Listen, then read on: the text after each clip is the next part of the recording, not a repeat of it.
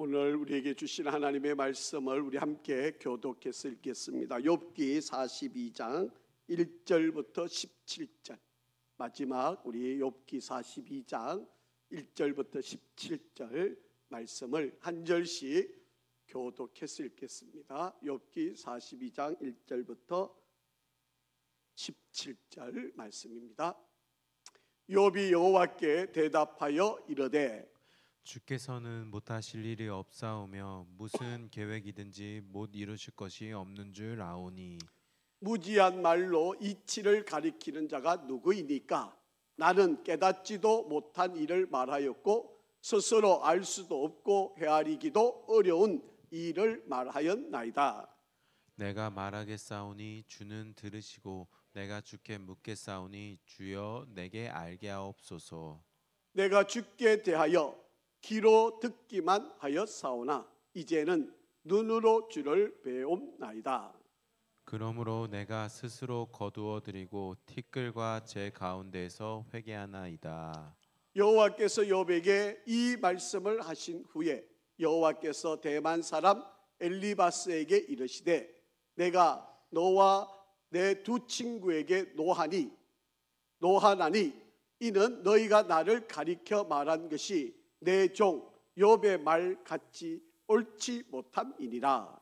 그런즉 너희는 수소 7과 순양 7을 가지고 내 종 욥에게 가서 너희를 위하여 번제를 드리라.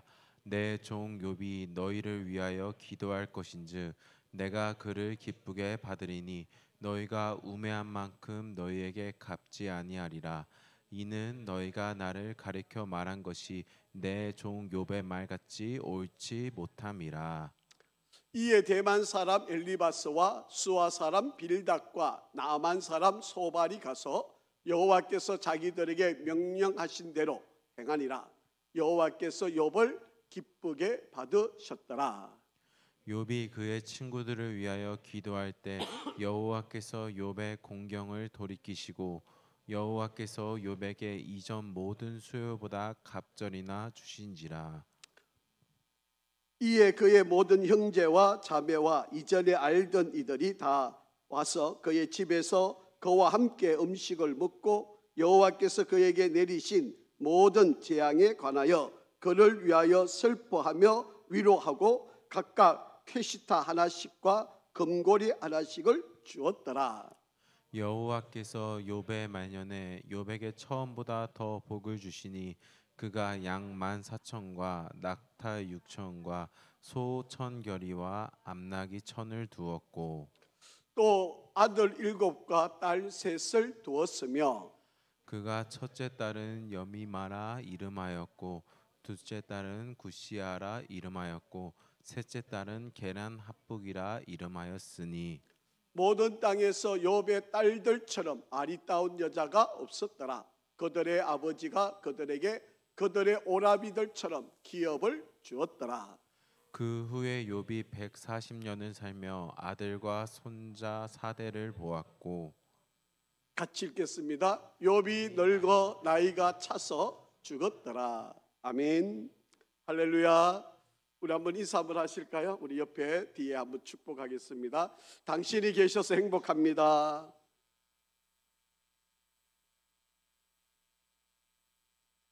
한 번 더 인사하겠습니다. 잘 되고 있습니다. 기도하면 됩니다.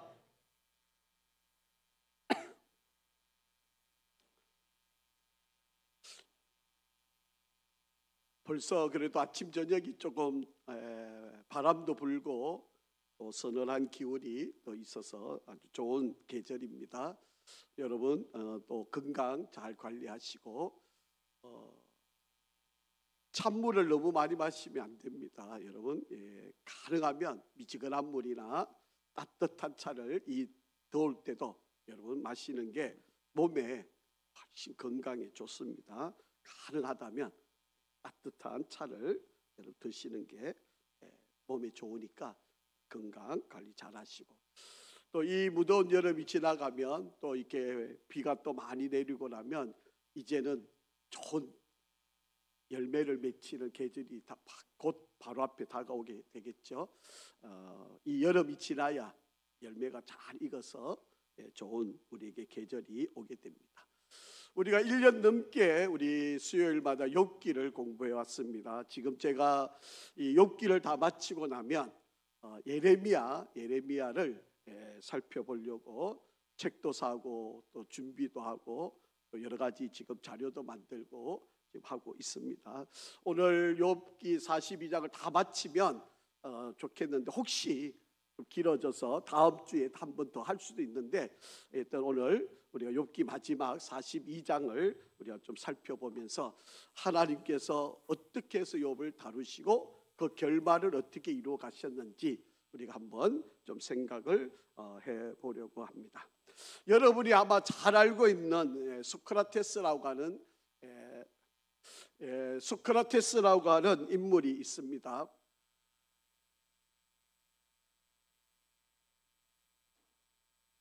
이 소크라테스라고 하는 사람은 그의 아버지는 돌을 깨어가지고 이 동상을 만드는 석공이었습니다. 그러니까 이 돌을 조각을 해가지고 석상을 만드는 사람이고요.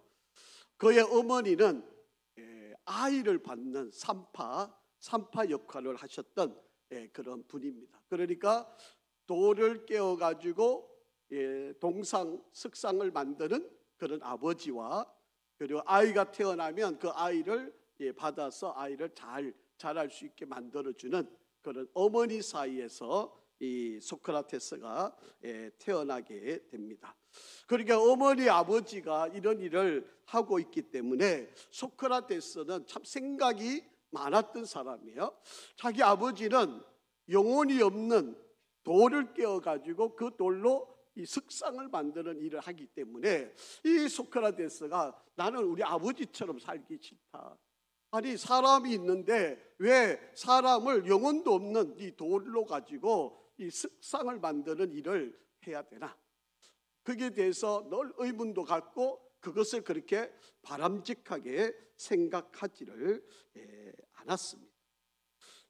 대신에 또 어머니는 이제 아이가 태어나는데 이 아이에게 생명을 주고 그 아이를 기르고 그 아이를 지켜주는 그런 일을 하기 때문에 이 아이에 대한 이 생각이 우리 엄마가 그래도 이 생명을 낳는 일을 하고 있구나, 이런 생각을 가지게 되어 가지고 아버지가 하는 이 일은 크게 큰 영향력이 있는 일이 못 된다 그렇게 생각하고 엄마는 그래도 아이를 낳고 기르고 키우는 일들을 하고 있기 때문에 그로부터 많은 영향을 받게 됐다라고 하는 것입니다.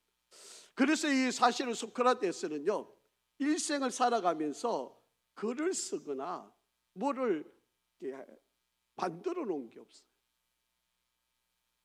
소위 말하면 그냥 대화 몇 마디 사람들과 사이에서 말을 주고받은 그런 대화의 이야기만 그에게 좀 많이 있었지 크게 다른 일을 하지를 못했다라고 하는 것입니다.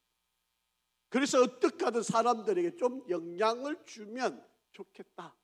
그래서 사람들에게 영향을 줄 수 있는 영혼의 어떤 지혜를 줄 수 있는 그런 일을 하면 좋겠다. 그런 생각을 가지고 소크라테스가 했던 일이 하나 있어요. 그게 삼파술식이라고 하는 이야기입니다. 이게 이 사람들 사이에서 이야기를 주고받는 거예요.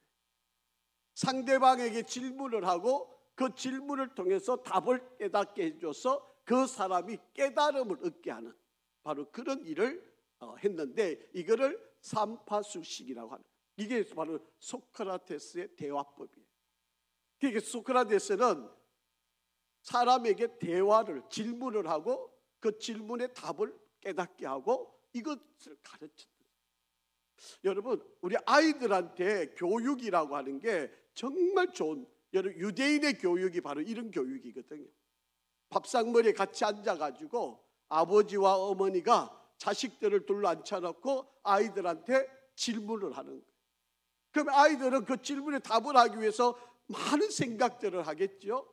그 답이 옳든 잘못되었든 간에 그건 상관이 없어요. 그 아이의 생각이 있는 거죠. 그러나 그 아이가 그 답을 하기 위해서 온갖 생각들을 일깨워내는 것, 이게 바로 진정한 교육. 그런데 오늘 우리들의 교육은 어때요? 아이들을 그냥 학교 보내놓고 학원 보내놓고 우리는 다 교육시킨 것처럼 그렇게 생각하잖아요. 그런데 여러분, 이게 잘하고 나면 얼마나 우리에게 후회막급한 일이 되는지 모릅니다. 여러분, 적어도 우리는요, 하루에 한 끼 정도는 아이들과 함께 식사도 하고 그 아이들과 함께 식사를 하면서 대화를 해야 돼요. 그게 진정한 교육입니다. 여러분, 학교가 보내가지고 아이들 얼마나 공부하겠습니까? 여러분, 학교 가서 선생님한테 얼마나 세상의 지식을 배우겠습니까? 여러분, 그런 걸로 우리가 만족하면 안 됩니다. 우리 아이가 정말 자라서 올바르고 정서적인 교육을 잘하려면 대화를 해야 돼요. 질문을 던지고 그 질문을 생각하게 하고 그리고 답을 이끌어내게 하는 바로 이런 교육, 이게 바로 소크라테스가 했던 거예요. 그런데 소크라테스는 책을 쓴 것도 없어요. 뭐 어떤 특별한 글을 적은 것도 없고 학교를 세운 것도 없고, 이 사람이 평소에 살아있는 날 동안에 뭐 대단한 일을 해놓은 게 하나도 없습니다.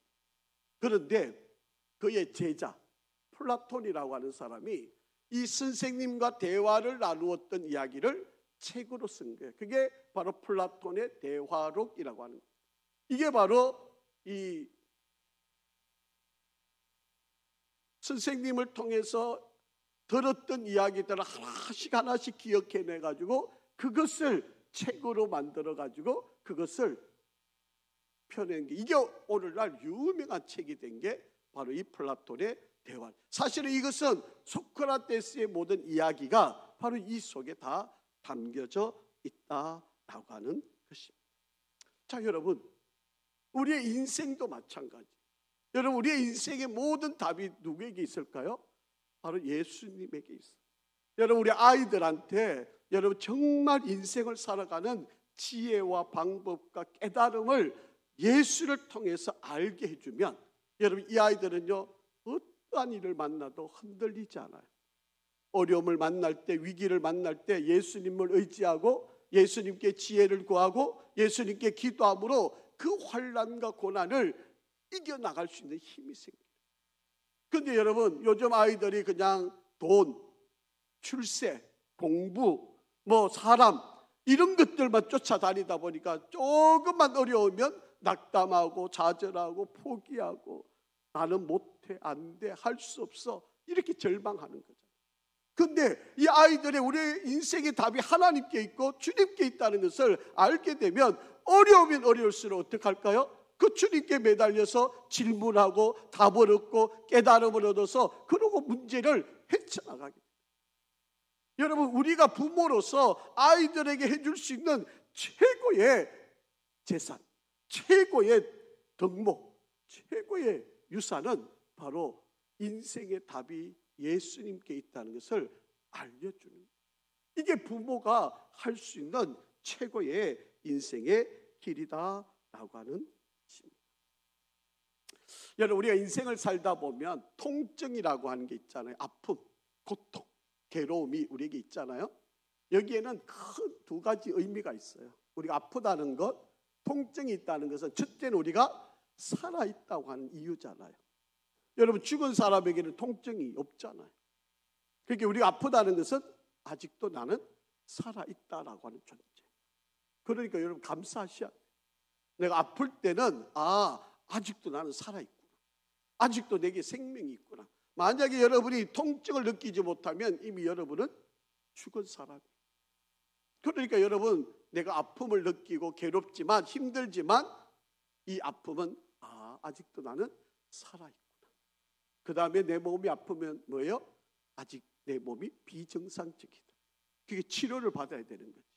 아픔을 느끼는데 이걸 모른 척하고 지나가면 어리석은 사람이잖아요. 아프면 빨리 고쳐야 되잖아요. 병원에 가시든지 다른 방법을 통해서라도 어쨌든 여러분, 아픈 거는 비정상적이니까 빨리 그것을 치료해서 회복을 시켜야 된다라고 하는 것입니다. 자, 여러분, 우리 인간에게 환난이라고 하는 것, 저와 여러분에게 살아가면서 어려움을 만나게 될 때는 우리에게는 수많은 질문이 우리가 나타나게, 왜 나에게 이런 일이 일어나는 겁니까? 하나님, 나 바르게 잘 살았는데요, 내가 정상적으로 하나님 뜻대로 살려고 노력했는데요, 제가 하나님을 위해서 모든 일을 하려고 애를 썼는데요, 주일 성수 잘했는데요, 11조 열심히 했는데요, 감사 생활하고 어려운 사람 돌봐주고 정직하게 살고 진실하게 살고 의롭게 살려고 내가 애를 썼는데요, 왜 나에게 지금 이런 어려움을 주십니까? 우리는 어려움을 만나다 보면, 환난을 당하다 보면, 여러분 아프다 보면 우리는 하나님께 수없는 많은 질문을 던지게 돼요. 이게 여러분 나쁜 게 아니에요. 이건 아주 정상적인 거고 아주 우리에게는 좋은 일이다라고 하는 거예요. 그런 질문을 던져야 답을 얻게 되는 거잖아요. 여러분, 질문을 해야 옳고 그름, 잘못을 발견하게 되고 거기서 내가 뭐가 잘못되었는지 아니면 뭐가 내가 더 옳은지를 캐치하게 되는 거잖아요. 여러분, 힘든데 어려운데 아무 질문이 없어. 그러면 그거는 좀 비정상적이잖아요. 여러분, 괴로운데 아픈데 하나님께 때로는 소리 질러야 되는 거 아니에요? 하나님, 나 아픕니다, 힘듭니다, 왜 나한테 이렇게 어려움을 줍니까? 여러분, 그렇게 하셔야 돼요. 소리를 지르셔야 돼요. 소리 지르라니까 또 악을쓰라는 소리가 아니고 기도하라고 하는 이야기. 하나님께 나오셔서, 하나님, 왜 나에게 이런 어려움이 있습니까? 뭐를 깨닫기를 원하시는 겁니까? 이렇게 진지하게 물음을 던져 보아야 한다라고 하는 이야기. 그래야 내가 잘한 거, 못한 거, 바르게 한 거, 바르지 못한 거, 이런 것들이 깨달아지고 찾아지고 알게 되어서 그거를 고칠 수 있게 되어진다라고 하는 것입니다. 자, 여러분, 우리 욥기의 대하 드라마를 우리가 지금 1장부터 지금 42장까지 쭉 읽어왔어요. 이제 여러분, 오늘 이제 결론 마지막 부분에 가보면요, 욥이 아팠던 시간이 얼마였을까요? 이게 몇 년이었을까요? 수십 년이었을까요? 아니면 몇 달이었을까요? 아니면 며칠이었을까요? 답이 없어요. 아무리 읽어봐도 욥에. 그런데 우리가 단편적인 지혜는 찾아볼 수 있어요. 여러분, 이 속에서 욥이 하나님께 이 놀라운 답을 찾고 발견하고 깨달아가는 바로 그. 자, 여러분, 우리에게 고난이 있다는 것, 욥은 어떻게 이해를 했던가요? 욥은 자기에게 찾아온 이 정말 이해할 수 없는 이 많은 고난을 어떻게 이해했어요? 하나님의 뜻이 있다는 것. 나를 정금을 만들기 위해서, 나를 순금을 만들기 위해서 지금 하나님이 나를 빚고 있다. 욥은 그렇게 생각했어요. 그런데 욥의 세 친구들은 뭐라고 그러는 거죠? 아니야, 너 의인이라며, 잘났다며, 하나님 잘 섬긴다며, 어려운 사람 잘 도와준다며, 너 하나님께 죄를 많이 지었어. 그래, 너 못된 짓 많이 했지, 회개해. 하나님은 다 알고 계셔. 틀린 말이 아니잖아요. 그런데 옳은 것은 아니에요. 여러분, 욥은 이 고난을 나름대로 하나님 앞에 진실하게 살고 이 절박한 가운데서도 입술로도 죄를 짓지 않으려고 정말 말조심하고 그 고난을 참고 견뎠던 사람. 그런데 욥은 이 고난 속에 분명히 하나님이 뜻이 있다, 이거를 깨달았기 때문에 욥은 그 고난을 견딘 거예요. 제가 누누이 말씀드렸지만 욥의 이 고난은요, 우리가 피부로, 아니 상상이 안 되는 고난이에요. 저는 좀 대입을 시키고 싶은데 이 대입이 전혀 안 돼요. 조금이라도 뭔가 이게 좀 뭐가 이게 통해야 되는데, 욥이 당했던 거를 내가, 아니 1000분의 1, 10,000분의 1도 제가 공감이 안 돼요. 그런데 욥은 당한 거는요, 이거는 뭐 상상이 안 돼요. 어려운 이야기. 여러분, 우리 성도들 가운데 우리 자식을 먼저 천국에 보낸 분도 있잖아요. 그분들은 아마 조금 이해가 될 거예요. 이 욥이 당한 고난을, 그 자식을 먼저 천국에 보내야 되는 이 에미의 마음, 이 아비의 마음은 우리가 뭐 어떻게 이해가 됩니까? 이게 도저히. 그런데 아마 그런 분들은 조금은 이해되겠지. 또 우리 성도들 가운데 정말 너무 아픈 분들, 병이 들어가지고 너무 힘들고 어려울 때 아마 욥이 당한 이 고난을 조금은 이해가 될 거예요. 안 아픈 분들은 욥을 이해해 보려 해도 이해가 안 되는 거예요. 우리가 그걸 잘 모르니까 욥의 이 처지를, 욥이 이 가운데서도 말로라도 죄를 안 지으려고 이 노력하는 욥을 이해가 안 되는 거예요. 여러분, 욥은 이 42장 전체를 통해 가지고 이 고난은 하나님의 뜻이다. 나를 순금으로 만든, 나를 용광로 속에 집어넣고 이것을 그 뜨거운 1400도에서 모든 돌덩어리가 다 녹아져 버리고 거기서 순수한 순금을 캐내기 위한 하나님의 뜻이었다. 나를 가는 길을 그가 아시나니 나를 단련하신 후에 순금을 만드셔서 나를 인도하시다. 욥은 그 고백이, 그 믿음이, 그 하나님을 향한 계획을 알았기 때문에 이겼다. 저와 여러분, 우리 성도가, 우리 가운데도 이런 믿음의 고백자가 되기를 간절히 바랍니다. 여러분, 우리가 찬양으로만 부르는 게 아니고 정말 내가 정말 이해 못하는 어려운 상황, 내가 정말 말할 수 없는 아픔이, 고통이 지금 나에게 와 있는데 이걸 가지고 하나님 왜 나한테 이렇게 어려움을 주십니까? 원망하고 불평하고 이럴 게 아니라 분명히 하나님은 이 일을 통해서 하나님의 계획이 있음을, 하나님의 뜻이 있다는 것을 깨닫고 이겨내야 돼요. 이게 욥을 통해서 오늘 우리들에게 가르치시고자 하는 하나님의 계획이었다라고 하는 거예요. 그러니까 이 욥을 통해서 하나님의 백성들이 고난을 당할 때 저와 여러분이 이때에 만약에 어려움이 있다면 여러분, 우리도 욥을 통해서 이 지혜를 발견하셔야 한다라고 합니다. 그래서 욥은 환난을 당한 후에 더 아름답고 멋진 인생을 이제 시작하게 됩니다. 그 환난을 이겨내고 하나님께서 베푸시는 그 놀라운 축복을 누리는 바로 그래서 저와 여러분도 마찬가지. 저와 여러분도 이 고난이, 이 어려움을 이기고 나야 우리에게 더 놀라운 일들을 이룰 수 있게 된다라고 합니다. 여러분, 이제 지금 학생들이 공부를 하는 시간이잖아요. 그러면 이 여름이 참 힘들죠. 이 무더운 여름 정말 견디기 어렵잖아요. 그런데 이 때를 잘 통과를 해야 이제 대학을 목표로 삼은 곳에 또 내가 뜻한 일들을 이루어가는데 이 과정을 지나가야 돼요. 이 과정 없이 그냥 좋은 날만 기대하고 앉아있으면 안 되는 거죠. 욥에게도 이 고난이 지났을 때 하나님께서 예비해 놓으신 축복을 우리는 보게 돼요. 우리는 욥을 이해할 때마다 그냥 결론만 좋아해요. 갑절의 복을 받았구나.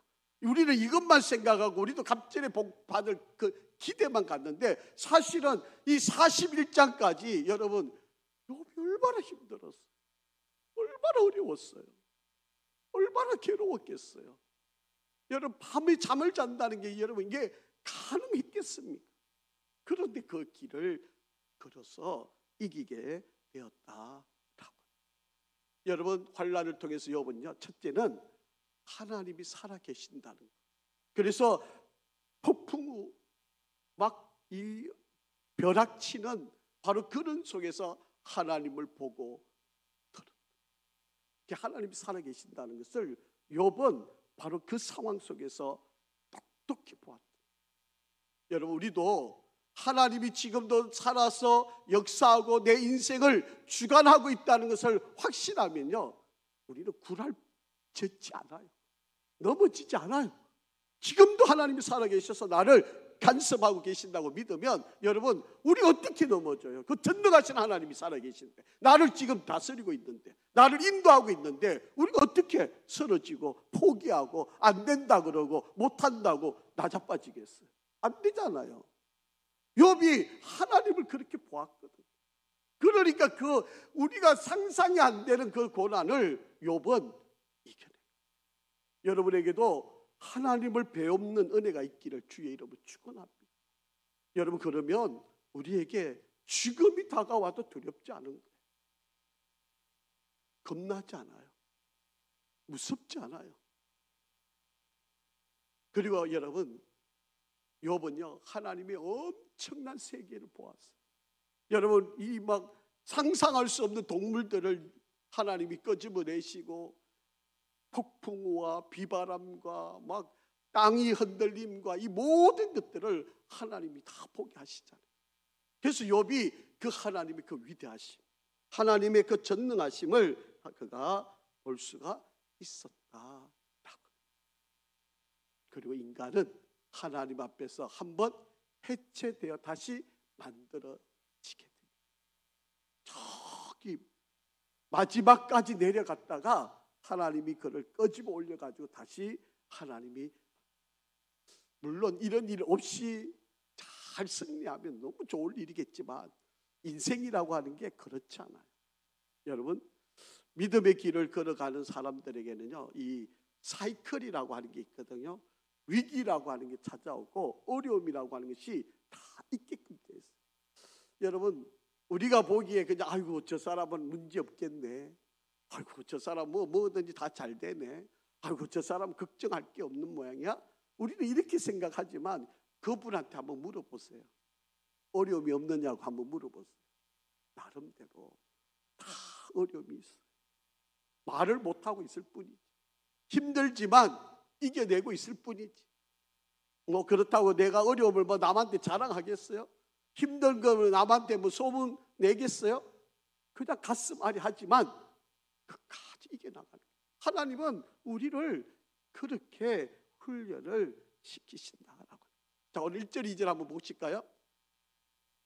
한번 같이 읽어보죠. 시작. 욥이 여호와께 이제 대답을 하는 거예요. 앞에 37장부터 41장까지는 하나님이 계속 말씀하신 거예요. 계속 하나님께서 말씀을 하고 계셨던 거죠. 38장부터 41장까지 하나님이 계속 말씀하시고 욥은 계속 듣고만 있었던 거예요.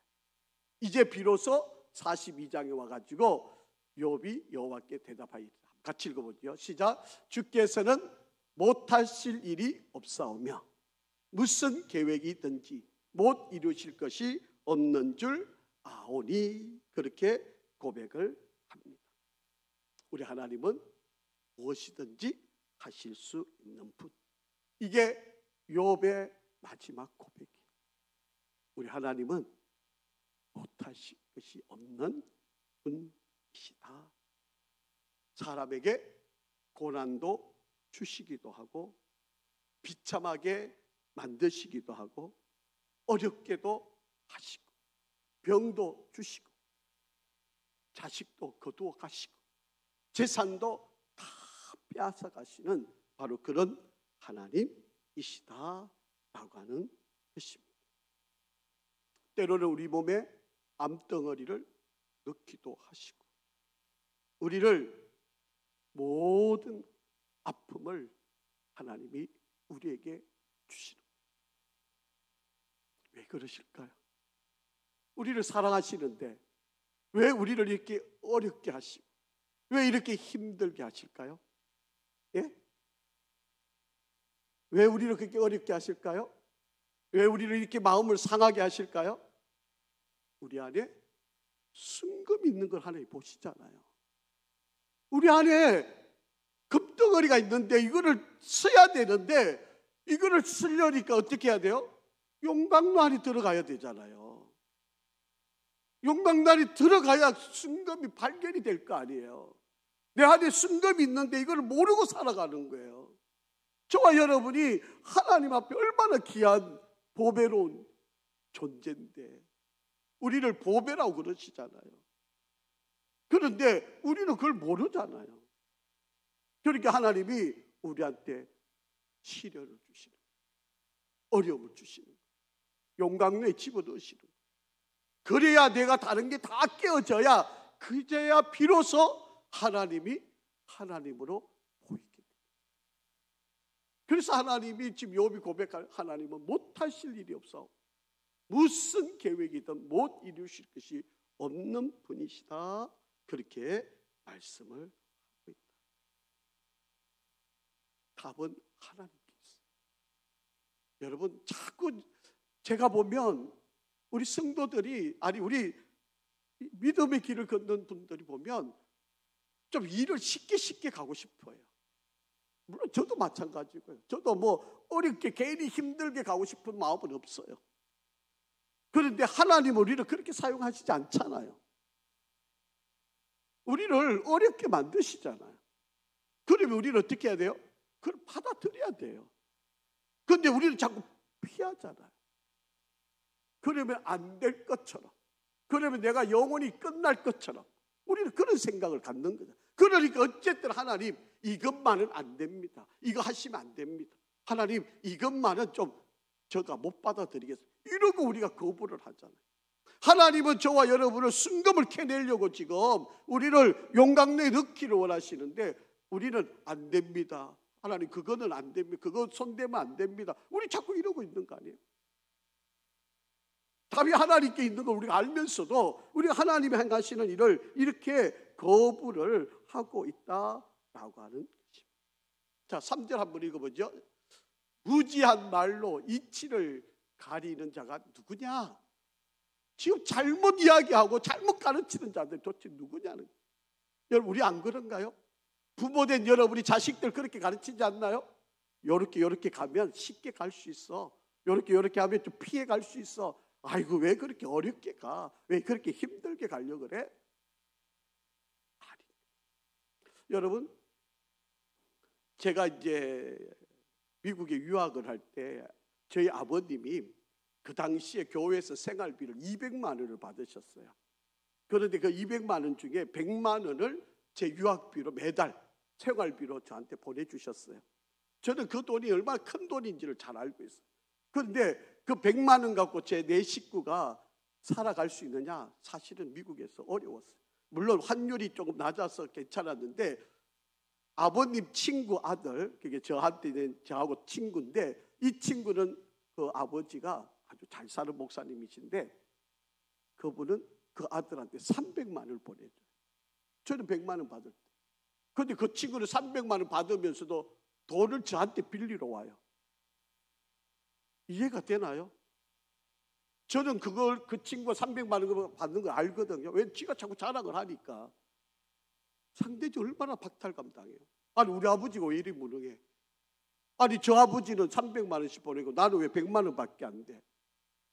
여러분, 얼마나 힘들은지 아세요? 그런데 제가 지나서 보니까 우리 아버님이 너무 감사한 거예요. 만약에 그때 내가 돈 좀 더 필요하다고 아버님이 돈을 더 보내주셨더라면 아마 제가 공부 안 했을 것 같아요. 여러분, 거기서 LA에서 라스베가스까지가 4시간이에요. 스트레스 받으면 차 몰고 다 글로 갑니다. 목사도 그렇게 가요. 그래서 차 파는 사람들도 있어요. 스트레스 받는다고, 기분 푼다고, 공부하는데 너무 어렵다고 거기 가가지고 주말에 거기서 그냥 노름하다가 시간 다 버리고, 저는 돈이 없으니까 갈 염도도 못 내고, 그러니까 아침 저녁에 그냥 도시락 사들고 그냥 학교 가서 도서관에서 사는 게 일이었어요. 만약에 그때 아버님이 좀 여유 있게, 아니 형님이 의사니까 돈 좀 보내주고 이랬으면 아마 저 공부 안 했어요. 저도 간단한 공부를 못 하는데 영어도 안 되는데 뭐 아이고 어렵다 힘들다 핑계 대고 도망 다녔겠죠. 뻔한 일 아니겠습니까? 근데 아버님이 꼭 100만 원만 보내시는 거예요. 그 바등바등 거리면서 살았던 게 5년 동안. 그런데 지나서 보니까 너무 큰 은혜, 너무 감사한 거예요. 제가 그때 말씀드렸잖아요. 아버님이 100만 원 보냈는데 11조를 3개월을 못했어요. 제가 나름대로 핑계를 만든 거잖아요. 아버님이 이거 분명히 11조 떼고 우리한테 보내셨을 텐데 내가 또 11조를 내? 하나님, 이거 이중과세 아닙니까? 저 11조 못 내겠습니다. 그리고 3개월을 버텼어요. 안 되더라고. 그래서 두 손 두 발 들고 그때부터 11조 다시 했어요. 아버님 돈 받았는데도 11조를 했다니까요. 그런데 하나님이 없는 거 없이 하나님께 살리게 하시고 졸업하게 하고 학위 받게 하시고 돌아오게 돼요. 여러분 지나고 보니까 이게 너무 감사한 거예요. 이게 너무 큰 축복이었어요. 그런데 우리는 그 고난 속에 그 비교하면서 아이고 아버지 친구 아들은 300만 원 받는데 저 좋은 하우스에 살고 우리는 막 다 찌그러져가는 아파트에 살면서 이거 비교하고 이랬으면 아마 저 자존심 상하고 저 집사람 아마 약국 보내가지고 돈 벌게 하고 이랬으면 우리 미국에서 아마 살고 있었겠죠. 지금 그 어려운 시절을 우리가 그렇게 지나고 나니까 너무 감사해요. 너무 고마워. 너무 하나님이 다 길을 만드시고요, 다 피할 길을 만나시고 사람 만나게 하셔가지고 정말 돕는 손길도 만들어 주시고 감사. 지나고 보니 너무 고마운. 여러분 무지한 말로 이치를 가리는 자가, 여러분 하나님은 우리를 용광로에 넣고 싶은데 거기서 단련시키고 싶은데 자꾸 우리는 안 된다고. 그러니까 부모 여러분 자식들을 좀 고생시켜야 돼요. 저는 우리 아이들한테도 분명히 그렇게 이야기합니다. 분명히 우리 아이들, 제가 지난주에 여기 미얀마의 선교사님 오셔가지고 이제 딸하고 아들 데리고 오셔가지고 그 딸 보고 왜 결혼할 나이가 안 되느냐 이렇게 물으니까 돈이 없어서 못한다고 그러는 거야. 야, 너 하나님 믿느냐? 내가 그렇게 이야기했어. 우리 아이들 결혼식 할 때 저거들 그 직장 다니면서 2천만 원 모았는데 남자 그 피선교사가 2천만 원 보태 4천만 원 갖고 결혼식하고 돈 남겨가 미국 유학 갔다. 그거 돈 있다고 되는 거 아니야. 돈 없어도 다 결혼식 하게 돼. 할 수 있어. 돈은 핑계뿐이고 그렇게 생각하지 마. 제가 그렇게 이야기를 해줬는데 여러분 우리가 자꾸 아이들을 자꾸 가리려고 그래요. 이렇게 피하고 저렇게 피하고 이렇게 하고 이렇게 하면 뭐가 될 것처럼. 여러분 무지한 말로 이치를 가리게 한다. 나는 깨닫지도 못한 일을 말하고 스스로 알 수도 없고 헤아리기도 어려운 일을 자꾸 말하는. 내가 말하겠사오니 주는 들으시고 내가 주께 묻겠사오니 주여 내게 알게. 답을 하나님께 구해야 돼. 여러분 우리 아이들이 힘들 때 하나님을 찾아가게 하고 하나님께 매달리게 하고 하나님께 기도하게 되고 하나님으로부터 답을 얻게 되어야 그 인생이 제대로 된 인생길을 걸어가요. 그래야 어려울 때 하나님을 찾게 되죠. 여러분 그래야 하나님을 진정으로 만나야 하나님을 의지하게 돼요. 그런데 자꾸 사람 편, 사람 손 벌리고 사람 의지하고 이러면 여러분 우리가 그렇게 무지하게 내가 다 아는 것처럼, 내가 자식을 영원히 지켜줄 것처럼, 내가 모든 걸 다 아는 것처럼 그렇게 하면 안 된다라고 하는 것입니다. 요번 이 어려움을 통해서 물론 이전에도 하나님을 알고 잘 믿었지만 이 고난을 통해서도 더 하나님을 가까이, 하나님을 더 체험하는 그런 믿음의 길을 걸어갔다라고. 자, 한번 보세요. 어떻게 고백하는지. 5절 시작. 내가 주께 대하여 귀로 듣기만 하였사오나 이제는 눈으로 주를 배움나이다. 아멘. 이전에는 내가 그냥 하나님을 막연하마 아는 것처럼 그렇게 신앙생활했는데 이 엄청난 고난을 지나고 보니까 뭐예요? 하나님을 직접 배웠다는 거예요. 할렐루야 아닙니까? 여러분 하나님을 배울 수 있다면 우리 뭘 못하겠습니까? 뭐가 안 되겠습니까? 뭐 어떤 어려움 못 참겠습니까? 여러분 지금이라도 우리가 하나님 배울 수 있다면 나한테 병 주시는 거, 나 어렵게 되는 거 뭐가 겁날 게 있습니까? 그 하나님을 우리가 만나는 게 소원인데 우리가 천국 가는 게 우리의 목표인데 여러분 뭐가 그렇게 겁납니까? 욥은 그 엄청난 고난을 지나면서 이전까지는 내가 귀로만 하나님을 듣고만 알아왔는데 이제는 하나님을 직접 뵙게 되어 이 얼마나 엄청난 신앙의 고백이에요. 저와 여러분이 이런 고백자가 되어야 되는 겁니다. 여러분은 아픔이 찾아오고 어려움이 찾아와도 그것이 끝이 아니에요.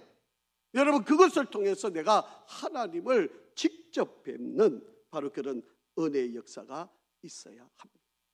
이렇게 고백하면서도요, 여러분 욥이 어떻게 고백하는지 한번 보세요. 6절 시작. 그러므로 내가 스스로 거두어 드리고 티끌과 제 가운데서 회개하나이다. 그래도 욥은 하나님 앞에서 보니까 뭐예요? 부끄럽고 죄인인 거예요. 이게 인간의 마음이에요. 이게 솔직한 마음이에요. 여러분 욥처럼 의인이 어디 있습니까? 하나님이 주신 그 어마어마한 축복을 가지고 정말 어려운 사람 다 돌봐가면서 정말 자식들 죄 안 짓게 하려고 혹여라도 잔치를 벌였다가 죄가 짓고 실수할까 봐 하나님 앞에 화목 제물 드리고 이 아이들 한 사람 한 사람 때문에 제사를 다 드린 그런 욥 아니었습니까? 그렇게 하나님을 인격적으로 만나고 눈으로 뵀던 분인데도 조차 하나님 앞에 서보니까 나는 죄인, 나는 부끄럽습니다, 나는 너무 하찮습니다, 나는 죄인입니다. 이게 욥의 고백이에요. 여러분 하나님의 관점에서 보면 이런 신앙이 어디 있어요? 이런 위대한 사람이 어디 있습니까? 그러니까 하나님이 욥을 사랑할래야 사랑하지 않을 수 없을 그런 인물. 우리는 조금만 우리가 히스기야 봤어요. 우리 지난주에 말씀 보였지만 정말 하나님 앞에 기도를 간절히 했던 사람이잖아요. 그래서 하나님이 병을 낫게 해주시고 생명을 15년을 연장해 줬어요. 자식이 없었는데 자식을 또 므낫세라고 하는 아들을 낳게 하여서 왕위를 계승할 수 있도록 하나님이 역사해 주셨어요. 그러면 하나님 더 잘 믿어야 되는 거 아닌가요? 하나님께 모든 영광을 다 돌려야 되는 거 아닌가요? 그저 감사만 해도 뭐 인생이 더 할 나위 없는 삶 아니겠어요? 그런데 바벨론이 정탐하러 들어오니까 뭐라 그래요? 내가 이만큼 잘 살고 내가 이만큼 축복받고 이게 다 내가 이룬 거고 내가 다 이렇게 했다고 그렇게 하잖아요. 이게 인간이에요. 이게 사람이에요. 그런 신앙, 히스기야와 같은 신앙이 없을 사람이에요. 그런데도 그가 병이 낫고 이 축복을 받았는데도 마지막이 그랬답니다. 그런데 욥을 한번 보세요. 욥 한번 보세요. 회개하자. 저는 너무 죄인입니다. 저는 너무 부끄럽습니다. 제가 감히 어떻게 하나님 앞에 설 수 있습니까? 그렇게 고백합니다. 여러분 욥기를 읽으면서 저는 욥을 정말 그냥 평소에 대했던 욥이 아니었던 것을 깨닫게 됩니다. 저와 여러분 물론 저도 막 정말 어렵고 힘든 상황이 다가오면 과연 욥처럼 이렇게 대처할 수 있을까? 저도 사실은 자신하기 어려워요. 억울한 일 당하고 정말 괴롭힘 당하고 정말 고통 속에 있을 때 나도 이 욥처럼 어연하게 말로도 죄 안 짓고 그냥 하나님만 바라보고 나를 가는 길을 주께서 아시나니 나를 단련하신 후에 나를 정금을 만드시고 사용하실 거라고 그렇게 고백하면서 내가 이 길을 끝까지 걸어갈 수 있을까? 자신 없어요. 지금이야 마음은 그렇게 살고 싶지만 저도 만약에 이런 상황이면 저도 자신 없어요. 모르겠습니다. 그런데 욥은요 그런 은혜 가운데서도 죄인이라고 하나님 앞에 철저하게 자기의 모습을 낮추는 것을 그가 하게 했다. 그게 하나님이 자기를 다 보고 계셨다는 것을 욥이 인정하는 순간이에요. 여러분 저와 여러분은 사람을 속일 수 있죠. 사람은 우리가 얼마든지 속일 수 있어요. 그런데 하나님은 절대로 속일 수가 없습니다. 여러분, 자동차가 이렇게 공장에서 만들었는데 근데 이 자동차가 문제가 생기잖아요. 그러면 회사에서 연락이 오죠. 리콜한다고. 그래서 차를 가져가 가지고 그 원래 자기들이 만들 때 좀 잘못되었던 부분을 다 새 거로 바꿔 가지고 우리한테 돌려주잖아요. 그걸 리콜이라고 해요. 고쳐 가지고 새롭게 만들어 주는 거예요. 하나님은 저와 여러분을 그렇게 만들고 싶으시고 저와 여러분을 새롭게 리콜을 해가지고 우리를 다 다듬어 가지고 하나님께서 새로운 역사를 만들기를 원하신다. 사랑하는 성도 여러분, 욥을 생각만 할수록 정말 욥은 대단한 분이에요. 우리가 정말 모델을 삼고 싶을 만큼 정말 욥처럼만 살 수 있으면 얼마나 좋을까, 그런 생각이 듭니다. 여러분, 이해는 다 안 될 수 있어요. 하지만 하나님은 저보다도 월등하신 분이고 내가 다 할 수 없는 것까지 다 알고 계시는 분이기 때문에 하나님께 답이 있습니다.